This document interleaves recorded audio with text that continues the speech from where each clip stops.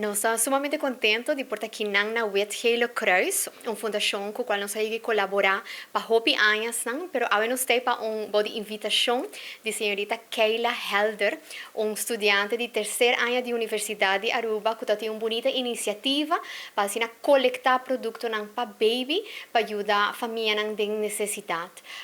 Nós estamos aqui que é prometo donação para a iniciativa aqui, nós vamos acercar de Keila e de viagem, nós vamos seguro que sim.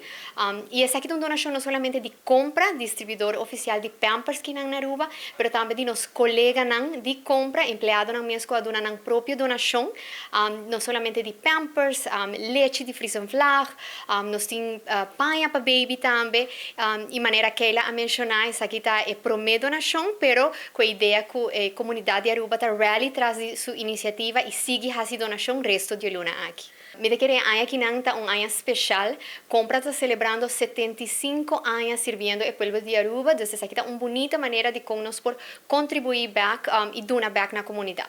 Como futuro trabalhador social, onde minha meta principal é para abogar,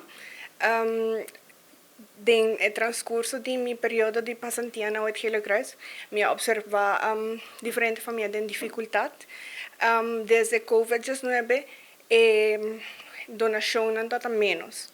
Então, essa aqui é uma bem iniciativa para por ajuda a família aqui é maior na necessidade, aproveitando como está basic tem field, para assim por chegar a iniciativa, então acercar compra e daqui na compra nós logramos a donação bonita aqui qual me apreciamos shopping mês. Nós quer a mim como estudante me quer ajuda um mínimo de 10 famílias de necessidade, máximo 30 famílias na praia e na São Nicolás. Essa é eigenlijk a bedoeling. Nós temos aí hobby bonita iniciativa mesmo, sobre nós tá um departamento que trabalha com maior de hora tem hobby necessidade e nós temos também chamada não com ajuda não com essa aqui e pensei mesmo nós bisa wow esta hobby bonita. Nossa hobby agradecido.